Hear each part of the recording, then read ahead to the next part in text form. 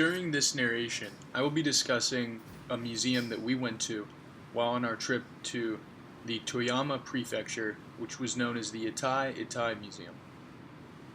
The Itai Itai Museum was a large collection of various pictures, artifacts, and stories of people who were afflicted with the Itai Itai disease, as well as continual treatment and continual care of the disease that has been recorded. Itai Itai disease itself is caused by cadmium poisoning that was due to mining in the Toyama Prefecture. The mining contaminated the river, which eventually led to contaminated rice and contaminated seafood that eventually caused people who consumed the contaminated rice, to have this disease, this terrible disease. The company itself was known as the Mitsui Mining and Smelting Corporation. And when the population complained to this corporation about the pollution, the company did build a basin to store the mining wastewater before leading it into the river. However, this did not prove effective, and many were already sickened because of the contaminated rice. Up until 1946, the contamination wasn't well understood, and the cause of the poisoning of the population, was simply thought to be a disease or a type of infection from a bacteria. Itai Itai disease itself is not only responsible for weak and brittle bones, but is also responsible for spinal and leg pain and a waddling gait or walk that is very common among those who have become susceptible or who have this disease due to bone deformities caused by the cadmium itself.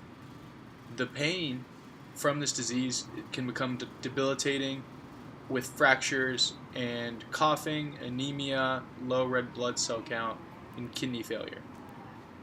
This disease afflicted women more than men, and in particular older women who were postmenopausal. And this museum was just extremely fascinating to me because of the incredible diversity of how it described the disease, the people, the timeline. Right now in the frame, you'll see several signs that discuss the people's kind of their thoughts, their feelings.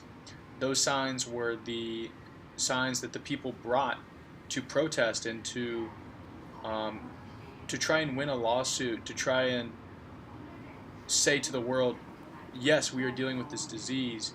This is a real thing. We need help. And so this museum tells a big story. And this story is of a people who are struggling with this terrible disease. They need help, and they're trying to obtain that help. And it's very difficult for them, and it's something that they're constantly struggling with. And for a long time, it wasn't even known, as previously stated, that it was cadmium that was responsible. For much of the time, it was thought to be just a bacterial infection. The Jinzu River Basin, where this disease happened to be, was known for its seafood and its fish. So it was very shocking for most of the population to have this disease. And this was something that really hit me hard as a public health major, because it made me question kind of what is a good quality of care, what is good accessibility of care, and what is making sure that other people have that quality and that accessibility of care during diseases and during tough times. How can we make sure in the future that if there is a disease like Itai Itai, we can quickly, hopefully, respond to it and hopefully mitigate the problems and the error and the pain that it could cause those around the area. Hopefully we can do that. Thank you, and this is my first vlog.